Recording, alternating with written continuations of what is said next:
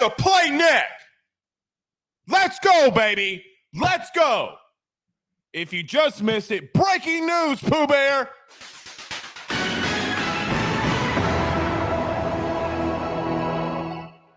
LSU comes in at number 5 in the college football playoff poll. Hold that tiger. Look at Brian Kelly's face. I got to admit, I had the best team in the world. The best team in the world. Look at that face. Look at this edit. Hold that tiger. Oh, there's the last guy. Graduate champions, damn it. That's what I'm talking about. Pooh Bear, let's keep that one on lock. Every time Daddy says, yes, I'm talking about myself in the third person, calling myself Daddy. Every time we say number 5, put that thing up there. Let's go. Ah, we are live. Welcome back. Ladies and gentlemen, I am your host, Blake Ruffino. This is Are You Serious Sports? We hope that you guys are making it a good one. We know that we are as well. Look, now listen. It's a short week this week, so we got a massive show. Keys to Victory Part 1. We will be back on Friday midday. We'll be back on Friday. But we'll give you Keys to Victory Part 1. Let's do this thing. College football rankings came out. LSU comes in at number 5. We will tell you. We'll walk through this process. Guys, I don't know. Look, I feel as if that I have a pretty good pulse on the fan base. And maybe even somewhat of the media to an extent. Well, definitely the media because they're all Rudy Poos. But regardless, guys, it's getting real now, right? It's real now. So LSU is 2 wins away from going to the college football playoff. You are 2 wins away from going to the college football playoff. We'll break all that down. Matt Trent from WBRZ joins us at 7:30. He used to cover the Aggies. I don't think that there's a lot of love lost there with Matthew Trent and the Aggies, so we'll talk at him at 7:30. Something interesting, too. Odell Beckham's in the news. A Notre Dame alum and a guy that covers the New York Football Giants, Pat Leonard, joins us at 7:50. Give us some perspective on Brian Kelly. Give us some perspective on what's going on with Odell and those New York Football Giants. We'll have him at 7:50. We'll get into some SEC predictions as well if we have time.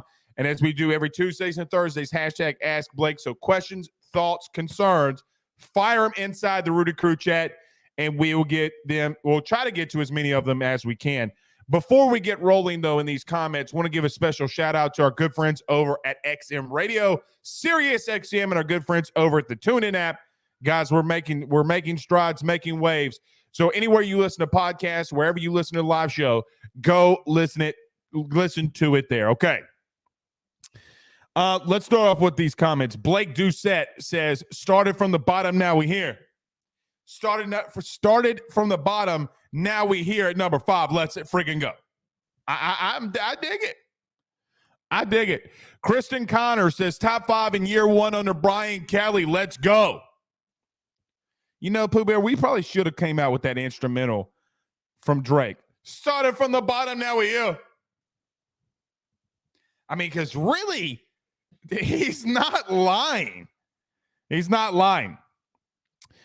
Shannon Williams says, let's go number 5, baby. Absolutely. The chat is rumbling like right now.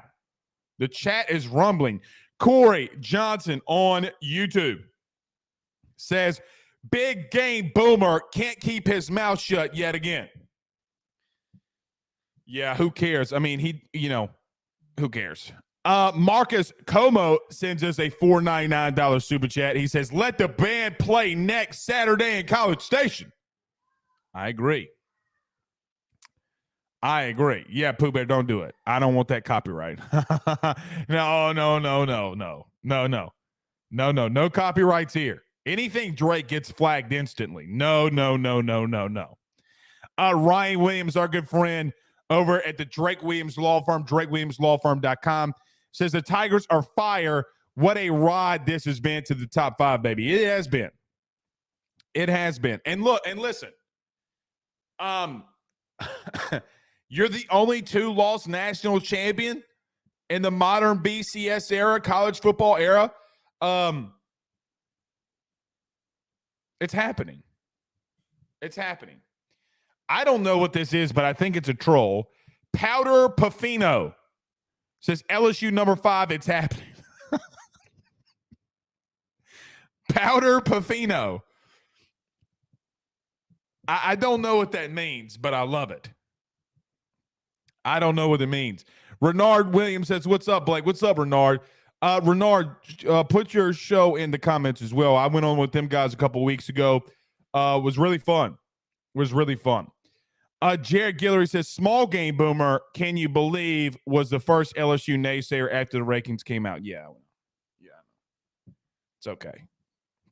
It's okay.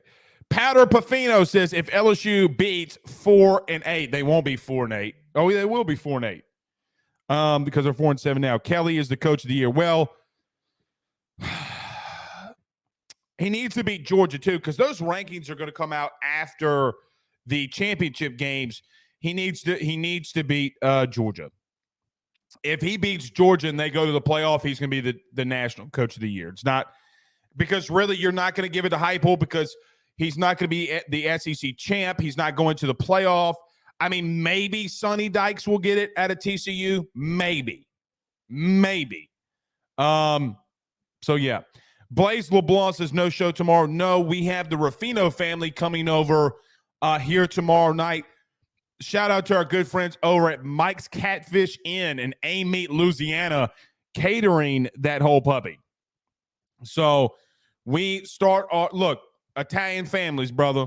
Italian and German families, massive as a son bitch. Listen, I thought my family was big. Them Germans, they drink Guinness or something and, hump like rabbits too. So, look, we got Italians, we got German, we got all of them. So it's, we start our Thanksgiving tomorrow live from the Ruffino household. A couple more, then we'll get rolling. Dylan Allen says, can't wait to see what Big Game Boomer says. Yeah, come on. Lamar says, regardless of the Georgia win, BK's the coach of the year across all boards. No pressure. I'll give you the 10-2. They're not going to give it. They're not going to give it to him. They'll give it to Sonny Dykes. I'm telling you, because here's the thing, pressure. There's a lot of people that vote on that sucker who's not going to give it to BK. Where you're right on the wins and losses because you can see it on the field, the media won't give it to him. The media won't give it to him if he loses because they'll love to give it to a dude in the Dallas-Fort Worth area. I'm telling you. Pressure, let me just say this. I know 2 people who vote on coach of the or have a big influence. Let me say that, not vote, but have a big influence on it. And let me tell you this. They told me no matter what Brian Kelly does, they're not voting for him. And that's how a lot of people feel. So we'll see. Andrew Martin, Paul's Hub, says Germans and Italians in one place. Sounds like the Ruffinos are getting the Axis powers back together. That's so messed up. That's so messed up, bro. Hey, as long as you're calling my wife Hitler, I'm just going to tell you, that's your death. That's your death. I'm not going to lie. I thought Powder Pafino was going to be Ryan, but here he is. He says TCU gets beat by Kansas State. I could see that. Now, if he loses, pressure,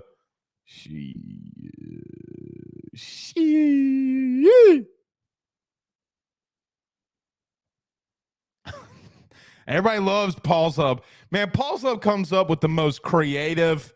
Andrew Martin comes up with the most creative things of all time. It's not even close. All right, let's get this thing rolling, y'all. Everybody do us a favor by hitting like and share. Share to all of those Facebook groups. Guys, so many of you live right now, right here on Facebook. Do us a favor by hitting the like and share. Share to your own social media pages. Share to those groups, especially those LSU groups.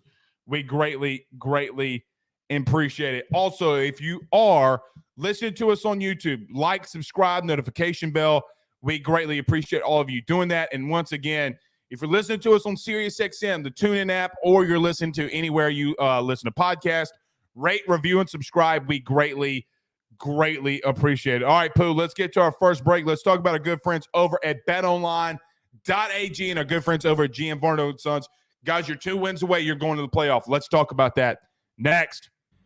BetOnline is the fastest and easiest way for you to wager on all of your favorite sports, contests, events with the first-to-market odds and lines. Find reviews for all the news for each league, including Major League Baseball, NFL, NBA, NHL, combat sports, college sports, esports, and even golf.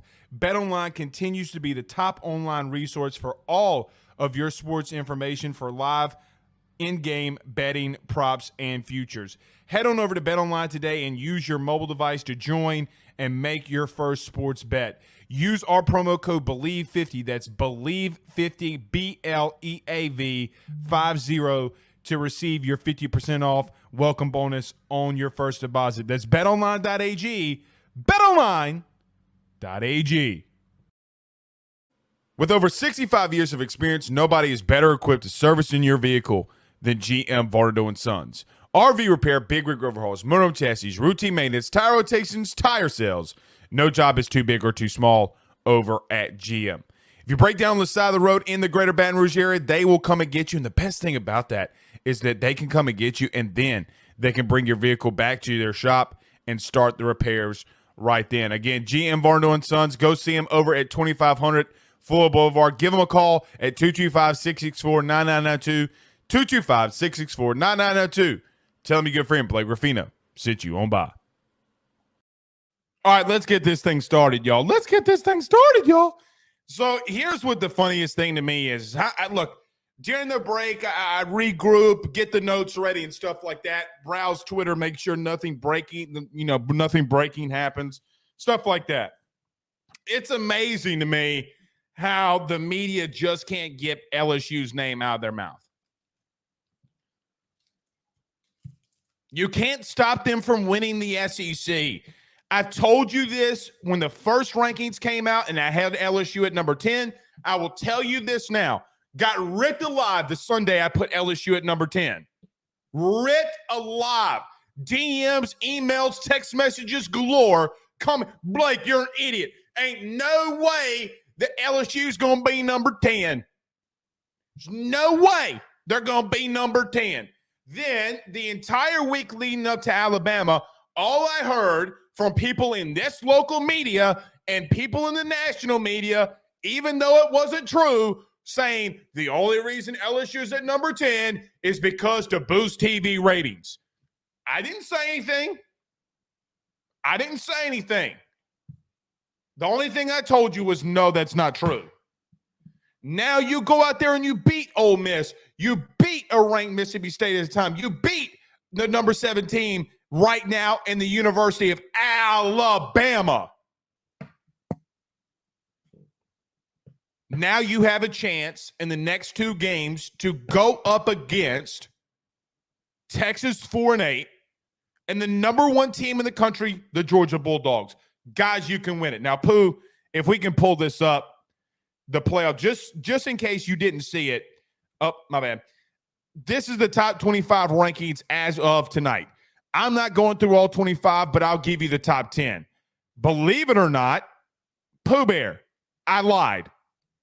I'm a bad human being. Can you find Big Daddy's top 10 rankings after this? If you can find Big Daddy's top 10 rankings after this, I'd appreciate it. Because it's funny, Pooh Bear. I think we had the same exact top 10. Number 1, Georgia. Number 2, Ohio State. Number 3, Michigan. Number 4, TCU. Number 5, LSU. Number 5, LSU. Number 6, USC. Number 7, Alabama. Number 8, Clemson. Number 9, Oregon. And number 10, Tennessee. I think I maybe had Tennessee flipped. Regardless,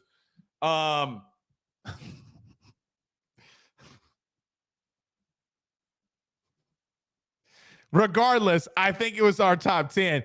Pooh Bear told us just now, I'm not referring to you as Big Daddy.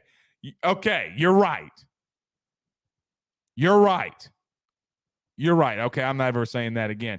But regardless, I think that was our top 10. I don't remember, but I think it's pretty damn near close. Listen, when I just mentioned you're two wins away, guys, is it getting through to you? You're getting through to you. This game means everything. So you're asking if LSU's looking forward to Georgia. They don't have the luxury of doing that. LSU's got to go on the road to probably what will be somewhat of a hostile environment. Kyle Field, I know what they did last week against UMass. It's not going to happen again.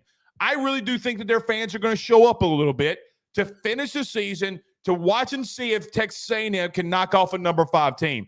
It would solidify their season of what Jimbo's building if they can take down number 5 LSU. You cannot. So keys to victory and getting into this rankings and what LSU's got to do and why they're more than likely, my opinion, how they can get to the playoff and why I think they're still a really good matchup against Georgia. You got to go out there and take care of business. It's number 1. So if there's 3 keys to victory for me, I get it's Thanksgiving. I get you got a lot of things going on. There is nothing bigger in in your life right now, regardless of family. There's nothing bigger in your life right now that is more important than taking care of business and going to Kyle Field and clapping Aggie cheeks. Nothing. Ain't no, Thanksgiving turkey, ain't no casseroles, ain't no dressings. Nothing is more important than going over to Texas and clapping cheeks. Because, guys, the truth is, you're more than likely going to get to the playoff. All right, I had Tennessee and Oregon flipped. Pooh Bear brought it up. We had Georgia, Michigan. Okay, so we had those 2 flipped, and we had Tennessee and Oregon flipped. All right, so we were a little off. Okay. Well, close, but no cigar. That is just the number 1 thing. Go out there and handle your business. Texas A&M does not have more talent than you. They do not have a better coaching staff than you. They did not probably and more than likely implement the off-season weightlifting and conditioning program like you did. They should not have the buy-in that you do. Nevertheless, they're out here talking trash. Go there and take care of business. I'm going to be a little honest. I know that you're at number 5. Run that bitch up. Start the hashtag right now. Go to Twitter and start the hashtag right now. Of everybody watching on Facebook, YouTube, Sirius, and TuneIn, there's over 700 of you right now. Go to Twitter, tag us in it, start the hashtag run it up. Go get you some style points, baby. Leave no doubt. They call this rivalry week, right? They want to pin you up against Texas 8-4 or 4-8. Go take it to their ass. Jane Daniels, continue to be special like you have been all season. Blake, what about Auburn? What about Arkansas? Holistically, if there's one reason, or I'm not say the top reason, but reason number 2 that you're sitting in this situation is because of Jane Daniels. He has been the catalyst of your team. Harold Perkins deserves to be up there just as much. But in the first 5 to 6 games, Harold Perkins was not as key as Jane Daniels was. Not in that Mississippi State game. Not against Florida early.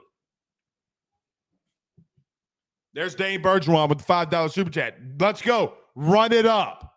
Thank you, Dane, for the super chat. But run it up.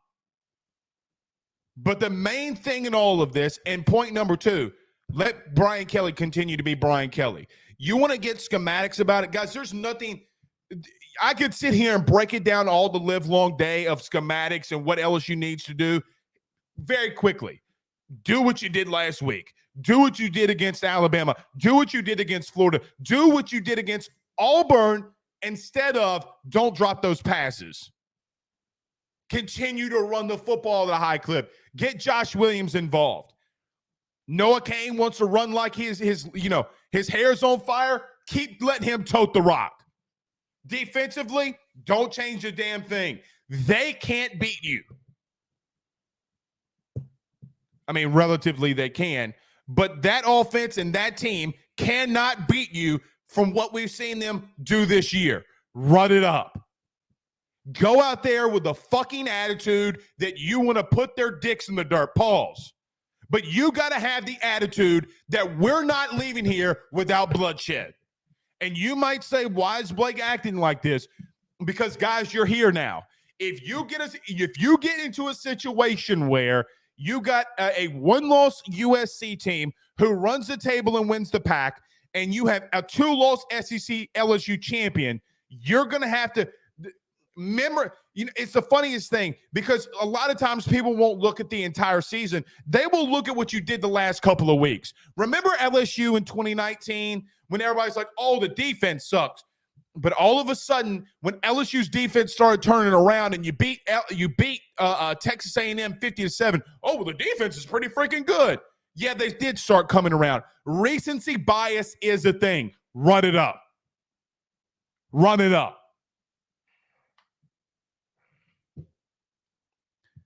Let's get here. Let's transition and get here. Guys, the most impressive. So outside of 2019, let's exclude that. Since 2017, since I've been covering this team, this by far is the most impressive coaching job I've ever seen from an LSU head coach. It's not close. It's not close.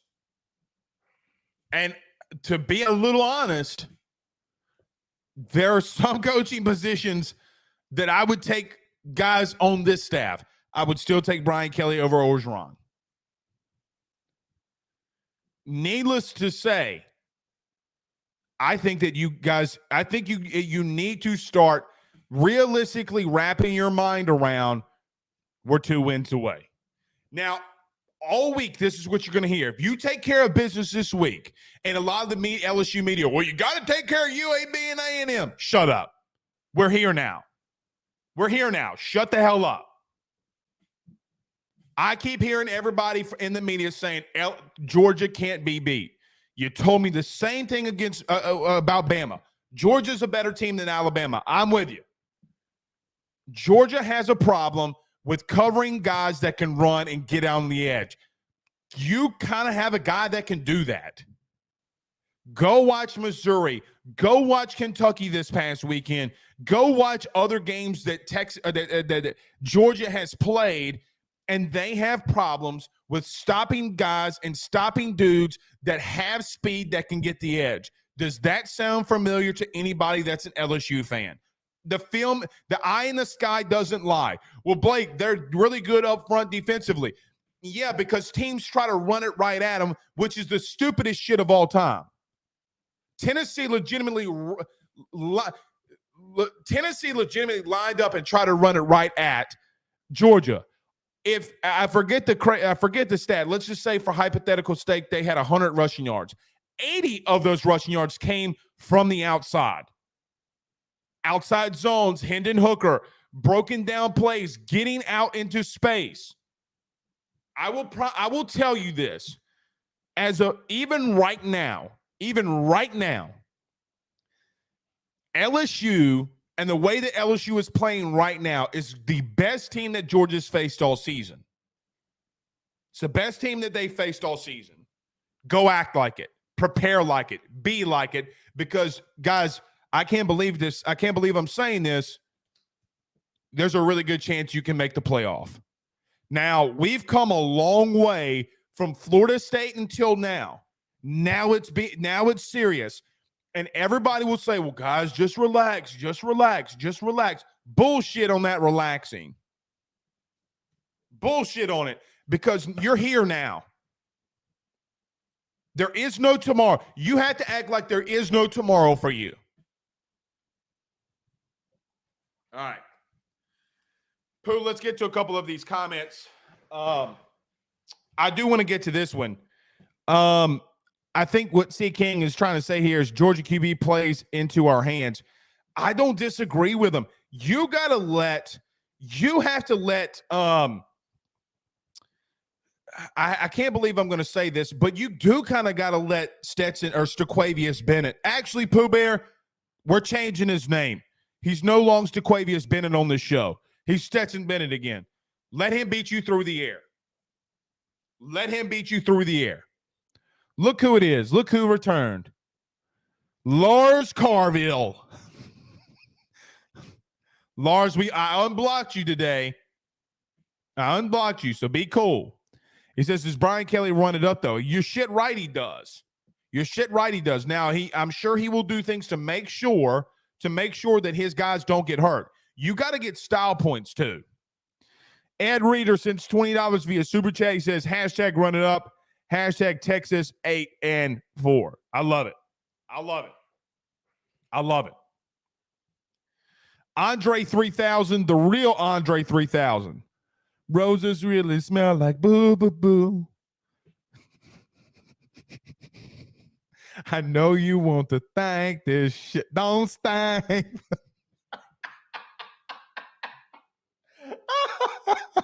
All right. He says, this guy's good. Thank you. Y'all know that song. Roses really smell like boo, boo, boo. Gerard says, what if Auburn hires Ed? Oh, God, we're not going there tonight. And Marshall, good question here. Says, who do you put on Brock Bowers? Man, that's a really good question. Country Granger says a sniper. I don't know, man. You know what's interesting about that, though, Ant? I do feel good that Matt House will have a plan of attack there. I don't think you put Baskerville on him. The interesting question is I wonder, I want to go back and watch the Alabama game and see how LSU attacked Latu. Now, Brock Bowers is obviously better than Latu, but I do wonder, I don't vividly remember how they guarded him specifically, but if I do remember, they did have a lot of Sage Ryan on Latu. I do wonder, because look, Sage is a really physical dude. Sage is actually a really good tackler in the open field. So I wonder there. You got to mix it up. I also wonder if there are specific, how do you change coverages? I don't think Georgia's got the weapons and the dudes on the outside that can beat you, right? Like, they just don't. So you got to be able to stop their run, play action game. I don't know if you don't put 7, 8 guys in the box and say, hey, Stetson, beat me with a man going one-on-one. I don't know that. Okay. Couple more. And this guy who's coming up here in 1 minute, Matthew Trent from WBRZ, hates Texas A&M more than any human being alive. Like, literally, there's no human being on the face of the planet that hates Texas A&M more than he does. We get to him in just a second. Penn Jones says $9.99 via Super Chat, says, hashtag run it up. Absolutely. Guys, you got to burn your ships at this point. I said this the whole Bama week. That was the theme of the week. Burn your ships. You got to burn them some bitches now. Right? Like, now burn them. Burn the ships. All right. I lied. One more. Crying Belly says, Perkins, that's so simple. Crying, when have you ever seen Harold Perkins running in coverage with a dude? Literally ever. They're not going to take Harold Perkins from rushing the passer and playing inside the box to cover Brock Bowers. They're not going to do it. Next question. All right. Yeah, Major Burns could do it. All right, let's get to – we do have a Super Chat. Okay. Black Goatee sends $5 via Super Chat, says, honestly, the two people who have to cover Bowers is Mike Jones. I don't think it's going to be Mike Jones, and he says, or Harold Perkins. Sage is too short. Perk's not covering him, guys. And I don't know if they're going to put Mike Jones back in coverage. Just being honest. All right. Let's get to Matt Trent. I hope he brings the heat. I hope he talks mad shit about Texas 4-8. I hope he comes for Jimbo's jugular. I think he is. Let's talk about it next. Let's talk about our good friend Carol Foss over at State Farm. 45 seconds. We return. Matt Trent, WBRZ, next. Guys, you might know my good friend Carol Foss and all the great service that he provides over at State Farm. He is your good neighbor after all. But did you know State Farm has surprisingly great rates as well? Along with the great neighbor service, State Farm agent Carol Foss has surprisingly great rates for everyone inside the state of Louisiana. So call him today at 985-395-4300, 985-395-4300 for all of those surprisingly great rates on auto, home, and life insurance needs. Like a good neighbor, State Farm is there, and individual premiums will vary by customer. All applicants subject to the State Farm underwriting requirements.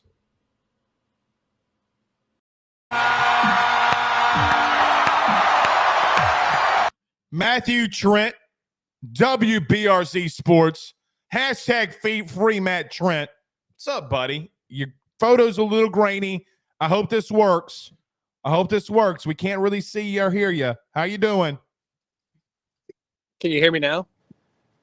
We can hear you, but it's like frozen. It's frozen on you smiling. You're like that. Okay. How about now? The crazy thing is I'm in a news station, so I should have like the best signal ever. Yeah, I don't know. It's not okay. You got it. All right, maybe we'll just have to work with the camera and then we'll hear you. Matthew W. Trent, you used to cover the Aggies. I'm going to kind of give you the floor. Is it a cult over there or what? Like, how big of a cult is Texas A&M? No, it's not. It's actually not a cult, and this is what I tell everybody, because cults have scope and a vision. A&M doesn't. They have a certain thing that they do. You know, you look at every cult in the history of you look at every cult in the history of mankind, no matter what it is, from Charles Manson to the Waco convent to like whatever. They had a common goal, and they had scope, and they had a purpose, and for all intents and purposes, they achieved it. A&M, not a cult. Sorry. Not a lot of scope. Delusion is the GDP of College Station. It is the biggest export that comes out of College Station is Delusion. Well, this is the best week if you want a ratings boost talking about A&M, because I got them for days. I got go full of bullets. Release the Kraken. Like, no one understands that the last time A&M won a national championship, Hitler was invading Poland.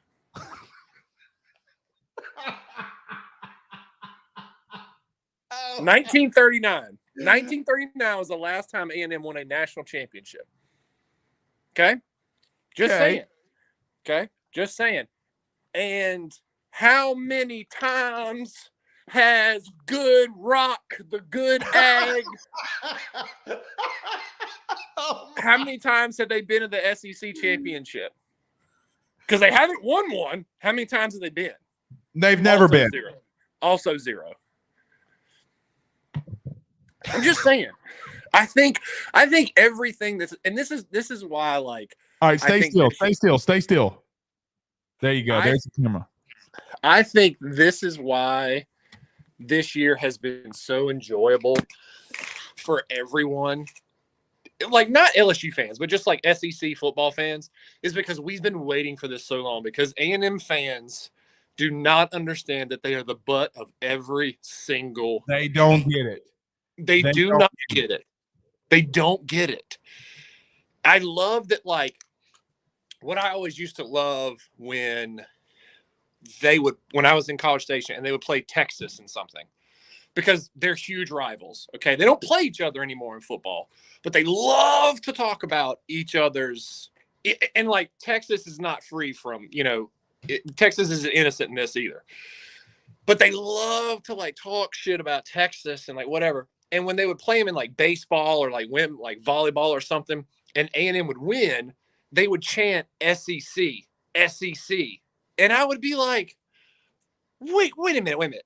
That's like the kid that gets bullied in high school and the bully's beating up on somebody else. And then that kid shows up to the fight being like, yeah, I'm talking about. Yeah, that's how we do it. It's like, it doesn't work like that. It does not work like that. Do you think, Matt, realistically, are they delusional enough that if they even lose to LSU that they think that Jimbo can ride this ship? Are they that delusional? 100%. 100%. And they're sitting there like now being like, oh, Jimbo needs to get out of here, like all that stuff. Dude, they still in their mind think he is the savior. They think I don't want to pull up Kevin Sumlin's numbers. Don't want to pull up Kevin Sumlin's numbers compared to Jimbo Fisher's numbers. Don't want to do it. Don't want to do it. Did Kevin Sumlin have a ranch? I'm going to tell you, Kevin Sumlin didn't care about ball like these kids care about ball. Love ball. Love it. All we do is you just got to execute and love ball. Love it. I was telling somebody the other day, like, drink every time Jimbo Fisher says love ball. Gotta love ball. Love ball. Dude, I listened to his press conference this week. Man, I literally looked at Megan and said the same thing. I was like, Megan, if he said these kids love football, I said, I'm going to like literally punch myself in the face. Let me just throw this out here because this is the fifth text message I've got in this show within the last 5 minutes. If you've been on there, Charles wants to know what in the Rudy Poo is Matt wearing on his head? Is he trying to troll with the TCU hat? I got to represent the only football team in Texas worth a damn right now.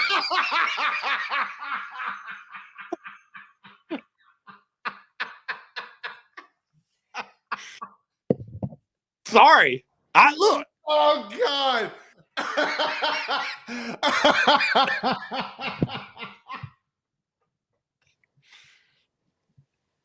I don't know what to tell you. That's all I got. Like, hold on.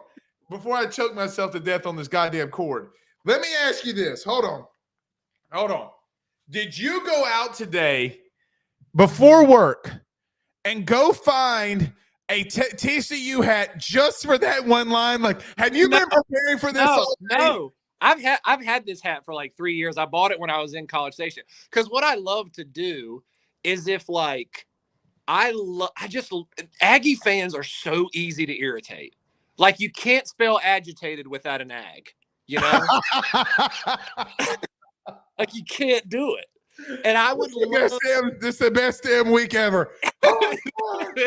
Like, I would love to do, like, I would show up to like stuff with like, you know, Baylor polos and like I bought a Texas keychain at Buc-ee's, and I would just like wear it just so I'd be at events and just it was a bottle opener. It's like a state of Texas with a Longhorn on it, and I would just be out at a College Station bar just opening up beers, and they'd be like, "What is that?" I'd just be like, "Look 'em, baby," you know.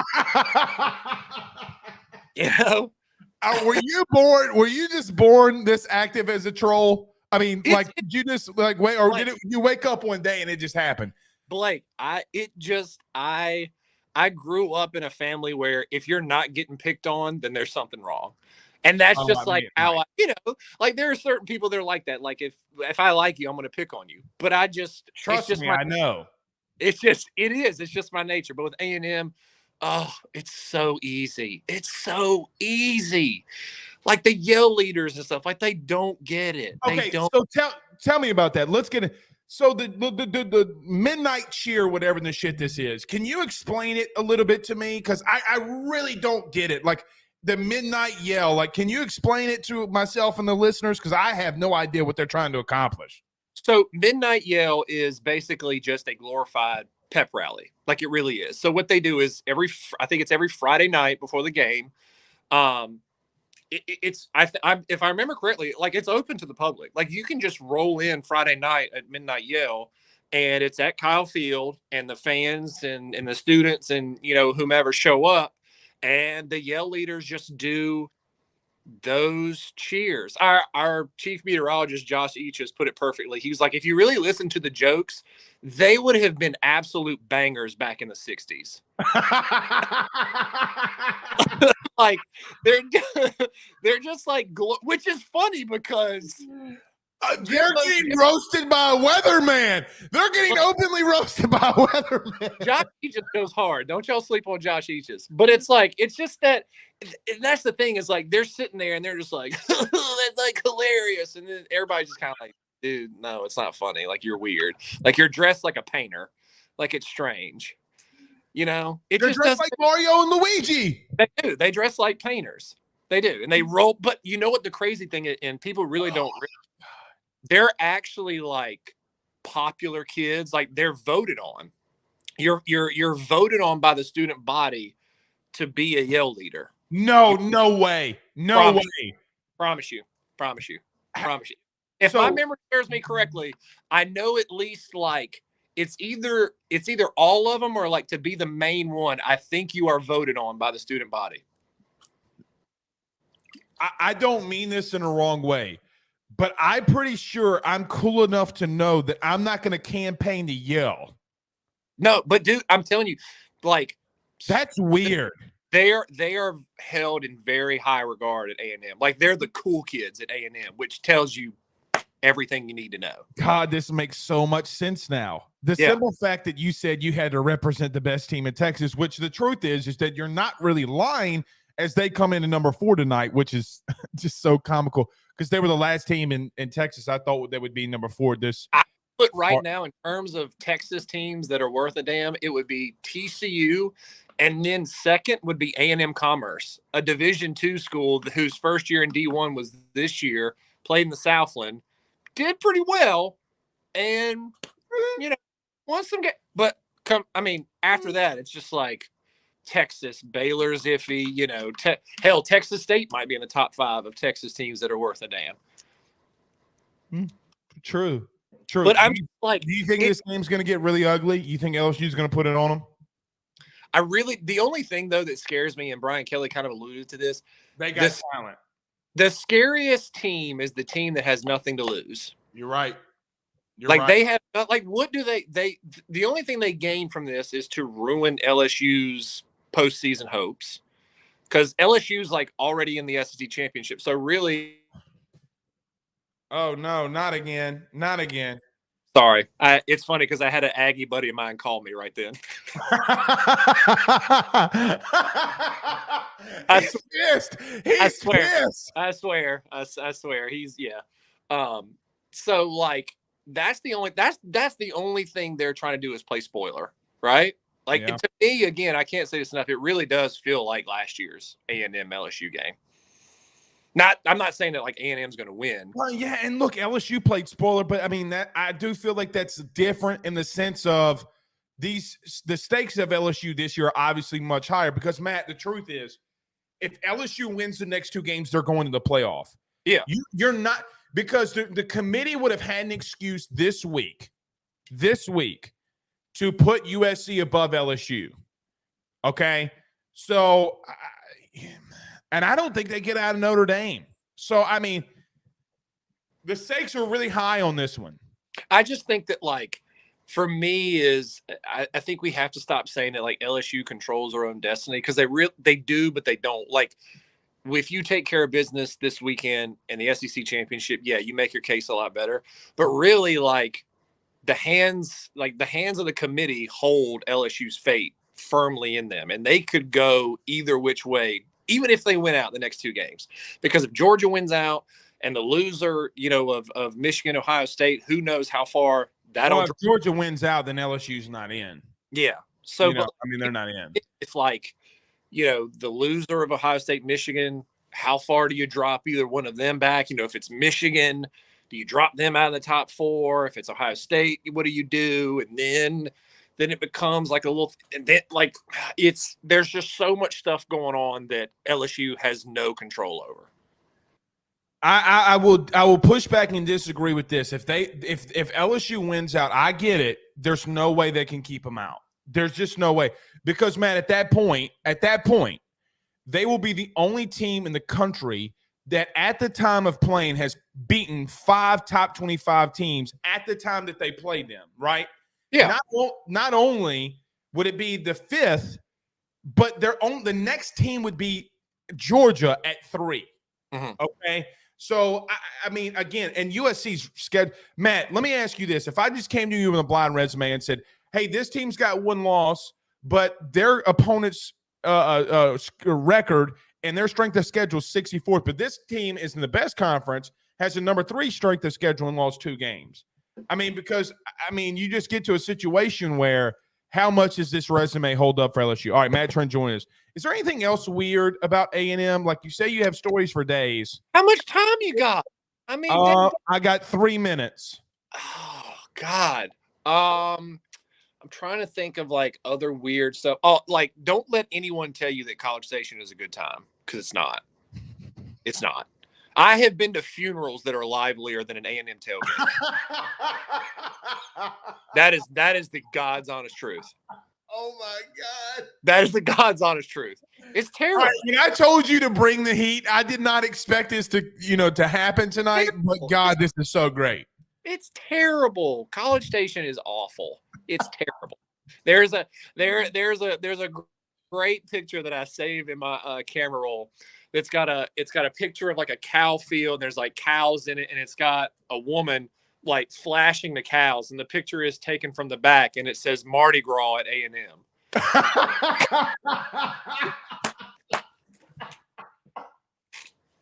It's so good. Matt, I'm just gonna tell you.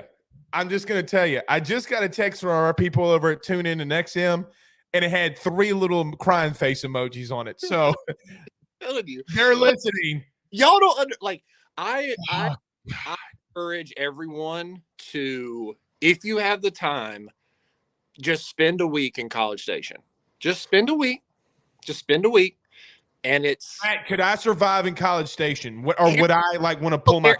Here's the funniest, like the biggest hilarity of the entire A&M program.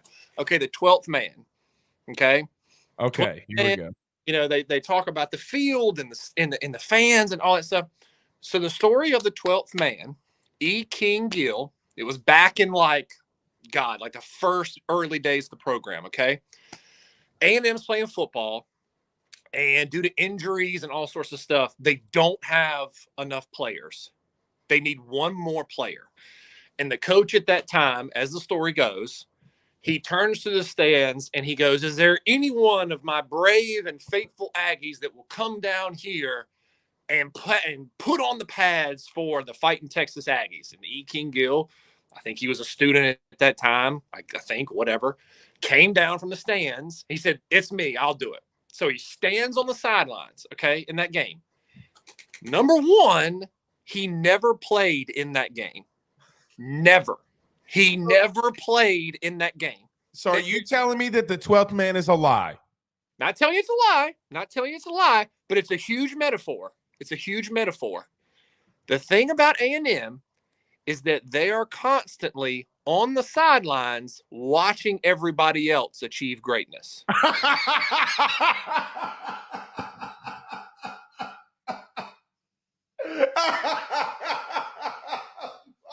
God. All right, listen. I told you to bring the heat. Matt, look, we got 794 people total in here. Pooh, help me find this comment. LMAO, this is too funny. Somebody said that this is Audie said that this is the best show that we've done, Matt. Like, you guys don't understand. Like, I worked and lived in College Station for 2.5 years. I've seen it all. I've heard it all. Like, Aggie stories are just hysterical to me. They're hysterical because they don't make any sense. Like, they're like, they worship E. King Gill. There's a statue of him on the campus. He's the 12th man. He never played in the game that he became the 12th man. How does that make any sense? I don't know, but you just sounded like Herm Edwards. We play to win the game. Doesn't make any sense. All right, Matt, we're out of time. This is probably the best thing that I've ever that we've ever done. Pooh Bear says, our producer says, at least Rudy got a stat. That's true. So true. It's so true. It's so true. All right. Oh, buddy. Happy Thanksgiving.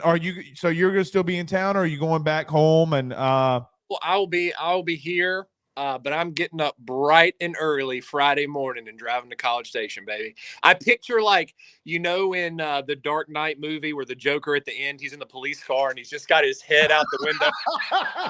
And it's just flowing. I picture that's going to be me entering College Station Friday. You need to film all of it. Film all of it, and then we'll post it. Okay, buddy. Okay. Matt Trent. Please, God, do it. I'll post it. I'll blast it all over social media. All right. Be safe. Have a good Thanksgiving. All right. That's Matt Trent. Look, Pat Leonard is exceptional at his job. He's got a lot to live up to, and Matt Trent just did. Oh, God. I love Texas. I love the hate Texas A&M week, of LSU A&M. That was the best. All right. A guy that does know Brian Kelly a little bit, Pat Leonard. I learned today from our good friend Eric Weinberger that he thinks that Brian Kelly's the best coach of all time. Just joking. All right, but let's get to him next. He's going to tell us a little bit, too. A lot of you have asked me, send an email, send in text about this OBJ stuff. Where's our man going? Let's talk some ball with him. Let's talk some Notre Dame, too. Let's talk some NFL. We chat with him next, but let's talk about our good friends over at Gramco, thegramco.com, guys. Our final break. We'll be back in 45 seconds with Pat Leonard. Guys, I've got to talk to you about our good friends over at Gramco. They are the Delta 8 company based out of the state of Florida. They're founded by college football junkies just like you and I am not sure if you're familiar with Delta 8, but you need to be. Gramco is the absolute leader in this field, and they have phenomenal products that I just need to tell you about. First off is the Wake and Bake coffee that is absolutely spectacular. The gummies are as well, as they're the best in the market.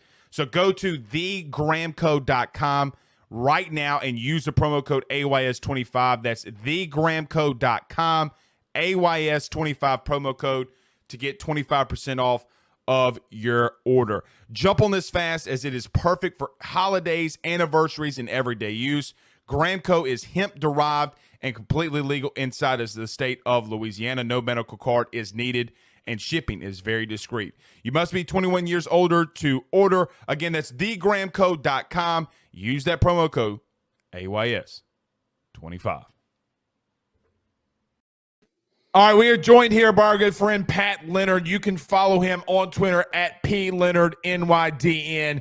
NFL columnist, Giants beat writer, and he's our good friend over at the Believe Network. Pat, what's going on, man?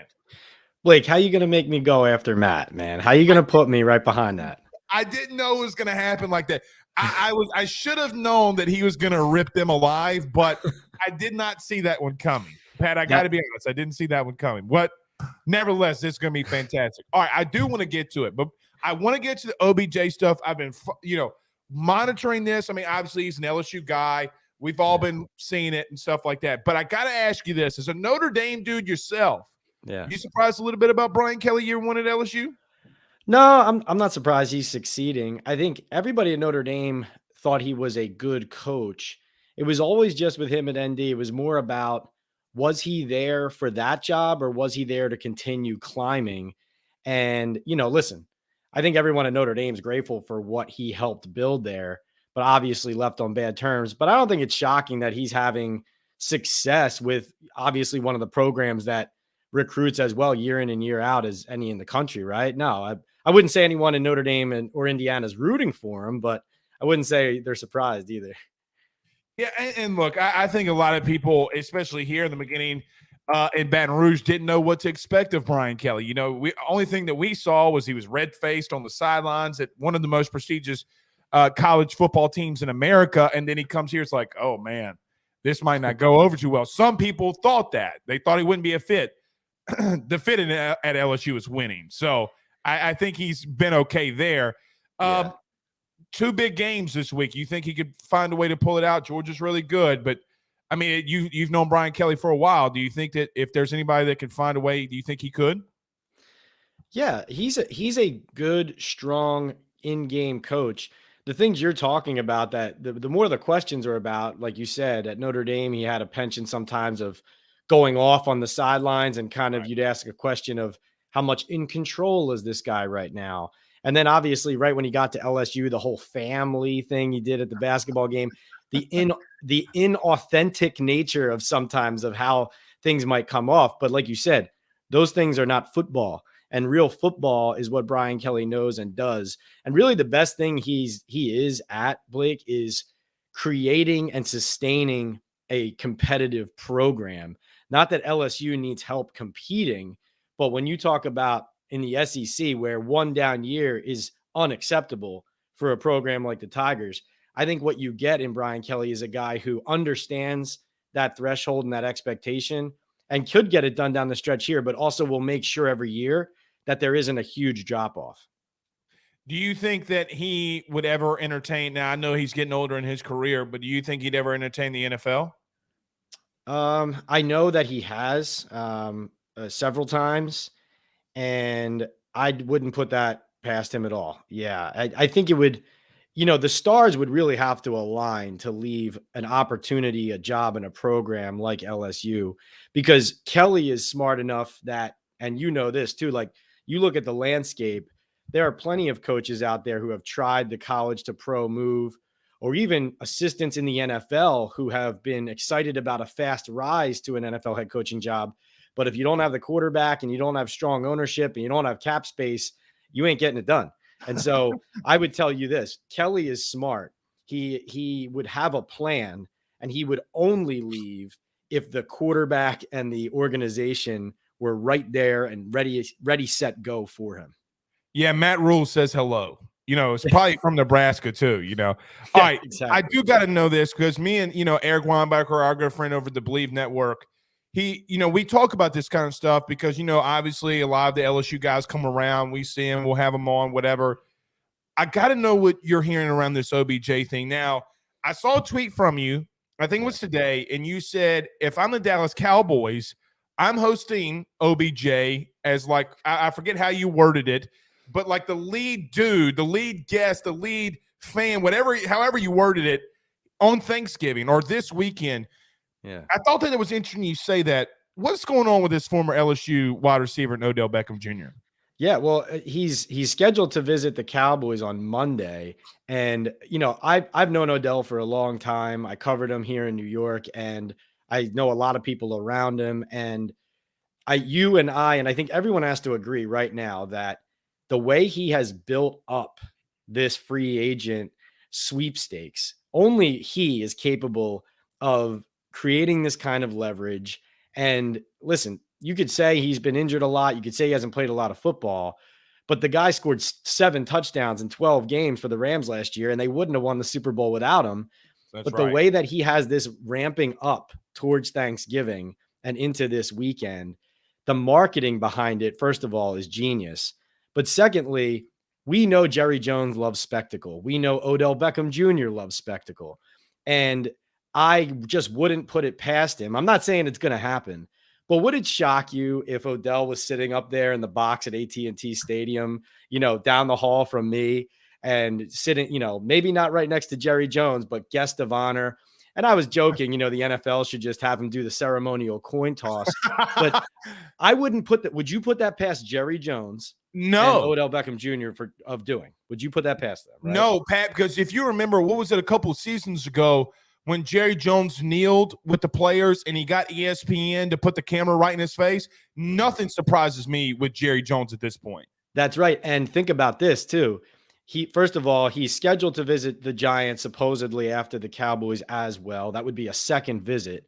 But if you were Jerry and you're really trying to get this done, not only would that create a spectacle and have all eyes on you, you'd be rubbing it in the Giants' faces. They'd be standing on the other sideline, looking at Odell on the big screen, looking at him at midfield.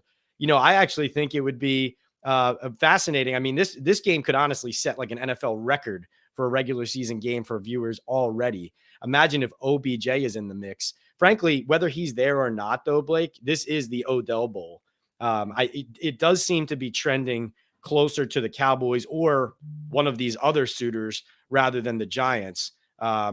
Frankly, I've talked to some people. I talked to the Giants, players in the locker room today. And I actually talked to Sterling Shepard, who is one of Odell's best friends, talks to him every day. And Shepard just looked me in the eye today and he admitted, he said, it wouldn't hurt if we won this game to try to attract Odell here. Because if you lose this coming off a loss to the Lions and the Cowboys blast the Vikings and blast the Giants, are you signing with the Giants or are you signing with Dallas? Yeah. And here's another thing too, and listen, I mean, because look, Odell, even though he can't come around for another year because of the stuff of the national title game at LSU, throwing out cash and stuff like that. I mean, his parents, his family is still at every LSU game. Mm-hmm. My question would be to you, how much do you think family comes into a little bit of a factor here and Dallas being a lot closer than New York? Or is Odell just going to be Odell and it doesn't really matter? He's going to do what's up for him. Because I know that that's been a little bit of a concern with him, wanting to be a little closer to family. At least that's what, he said around here. No, you're right. No, that is a factor. I don't think necessarily that staying closer to LA would be the determining factor, but you're correct that now that he has a family, the idea of putting down roots somewhere not just anywhere, but somewhere where he can continue to grow his brand. And, you have to remember, and not you, but just people in general, he came on the scene so hot, so heavy, so fast in New York that going to Cleveland was basically like being banished to Siberia. And then even in Los Angeles, I mean, it sounds crazy because LA is LA, right. But even LA is not the same compared to New York. And why is Dallas kind of the same? Living down there, obviously for him, maybe it's not New York, but the Cowboys brand, right? I will say this, it could affect whether he signs, let's say, a multi-year deal with a team that's not in one of these markets, right? Like, do I think Odell would sign a 2-year deal with the Chiefs and buy a house in Kansas City? No, I do not. Do I think Odell would sign a 2-year deal with the Buffalo Bills and buy a house in Buffalo? I do not. The San Francisco 49ers, that's one I think is an interesting one. They've pursued him for a while, going back to when the Rams were first chasing him several years ago. John Lynch and the Niners were one of the teams hot on his trail. There was a time we were in San Fran or Santa Clara for a Niners Giants game, and Odell and John Lynch literally spoke in the hallway and stopped and talked to each other. And, that there was an ongoing recruitment going on there. And I frankly think, and I would imagine you agree, that the Niners are starting to look like one of the Super Bowl favorites as well. And so I would say Dallas, New York, San Fran, when you're talking about the factor you just mentioned, family, consistency, and somewhere he can kind of take hold. All right, I'm just going to wrap up a lot of these fan questions into one. Cincinnati probably has no shot here. I mean, because of the Burrow-Chase connection at all. I mean, because look, this is an LSU thing. I don't think he's going there at all. But just so that you say and they're not listening to me say it.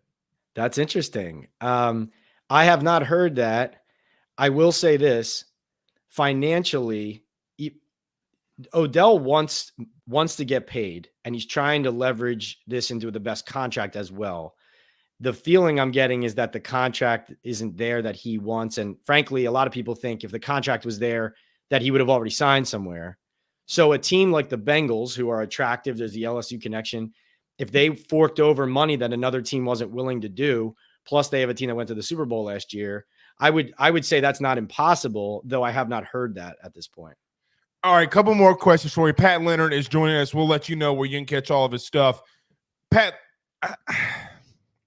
I'm going to put you in a really tough situation, but it's a debate here. Yeah. What catch was better? Odell one-handed, Justin Jefferson one-handed. If you had, I will lean to Jets because I just think that getting it from a defender, but my God, I mean, I don't think you can go wrong. Who would you pick? I pick Odell because he didn't have anyone else's help, and not that right. Yeah, and that's not to knock on Jefferson. And I actually thought that's a great question. I thought about like tweeting this that the other day, and I was like, dumping on one of those catches publicly just doesn't even feel right. But Right.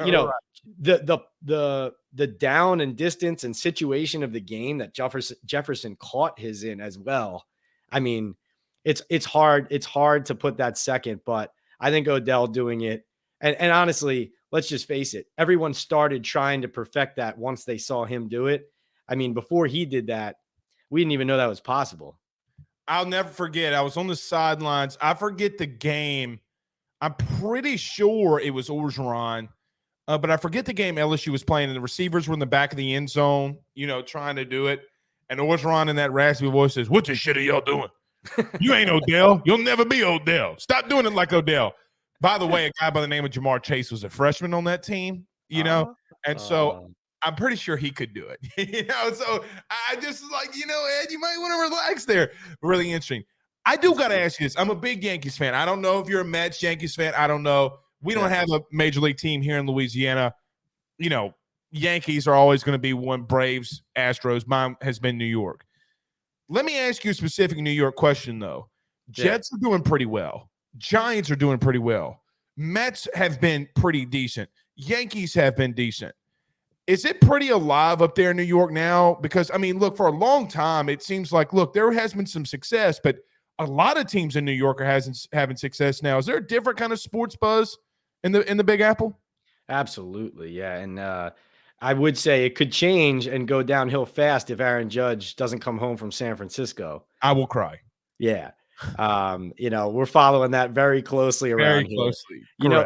Blake, what's amazing about New York and New York sports is, even if it's like 11:59 at night and you think the day's over and nothing happened, it always seems like something does. And when teams are down, it just beats you over the head with bad news, injuries, or irrelevance. And with the Giants and the Jets being so relevant and playoff potential for both, and now, first of all, the excitement's up. The Giants have been irrelevant around Thanksgiving for several years running now. The Jets, tomorrow, Robert Saleh might announce that Mike White's going to be the starting quarterback. So everything will blow up around here. And then Judge will eventually make his free agency choice. And the ball will go rolling there again. The Giants are playing on Thanksgiving Day. So, yeah, it's buzzing here in New York. These poor Knicks fans up here. I mean, I don't know why they keep going back to the Garden. That I will say this, though. The funny thing about New York sports is the Knicks, they stink. They're never good. When they are good, Blake, they go from like the 5th team on the depth chart here to 1. And That's I mean insane, 1. Pat. That's insane. I can't fathom that being where I'm from. I just remember Linsanity. I'm thinking to myself, like, bro, he went 10 of 28. Like, the dude's not that great, bro. Like, why are they blowing this out of proportion? And Linsanity, I remember going to like college the next day, and everybody's got a Linsanity jersey. I'm like, what's going on here? Phenomenon, man, a phenomenon. Yeah, exactly. With the 5 boroughs, the New York lights up when basketball gets great, but relevant football in November and December. Everyone here is just grateful for that.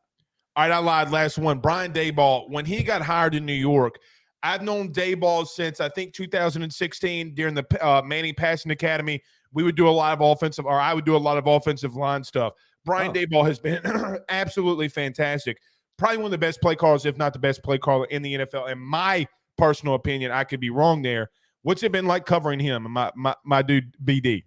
Yeah. No, it's well, you're right. I mean, he's up for Coach of the Year, no question. Right. We'll see how it finishes, but their offensive acumen with him and then Mike Kafka, the offensive coordinator, has just been the main piece, as you just referenced, that has been different. Joe Judge was actually really good at a lot of the CEO type things. What the Giants haven't had for a long time now is an offensive mind that could take whatever they have on the roster, no matter what it looked like, and turn it into something respectable. And that's what Daboll has been able to do with his roster right now. I mean, you see it. He hated running the ball in Buffalo. He never ran the ball. And now he has Saquon, and what the Giants do and don't have, he's turned into a run-heavy head coach, right? He's doing what he needs to with what he has. And the Giants really, they come out slow a lot a lot of times why they win is because they go in at halftime, and their in-game and halftime adjustments are what often lead them to their fourth quarter push and their victories. And that starts with Dable. He went for 2 in Tennessee in week 1. Barkley gets it when they could have just kicked the extra point. That moment was so big for Dable specifically in this team because he was saying, I'll be aggressive. He lived what he was talking about. And then the players kind of rallied around him. So we'll see how it finishes, but he has them on his side because he's practicing what he preaches. I see Saban in Dayball's mind still yelling at him, run the ball on 3rd and 1. But nevertheless, I digress. Pat, you've been fantastic. Thank you for your insight on this OBJ stuff and the Brian Kelly and everything that you did. Tell all of our listeners where they can catch all your content. Yeah, appreciate it, Blake. Yeah, Instagram, TikTok, YouTube. I'm at PL on NFL. Twitter, P Leonard NYDN. That New York Daily News website, of course, for all my Giants and NFL coverage. And on the Believe Network, Talking Ball with Pat Leonard, weekly podcast with a lot of special guests from around the NFL. Thank you so much, Pat. We'll bring you on again soon, man. Thank you. Thanks, Blake. Look forward to it. All right, that's Pat Leonard joins us. Hey, look, man. He said, why did you put me after Matt? That dude brought it just as good. Guys, we're getting close to 600 episodes. We're bringing the heat. Pooh Bear, that was a good fucking episode. Both the guests brought it, man. Both the guests brought it. All right, let's do this. Let's just go ahead and close it out, guys. Happy Thanksgiving. We wish you all of you and yours a happy Thanksgiving. We'll see you back here Friday. We are off Wednesday, Thursday, but we'll be back Friday. Until then, Knuckleheads, Girl Scouts, we'll see you soon. Y'all have a good night. Peace out, Girl Scouts.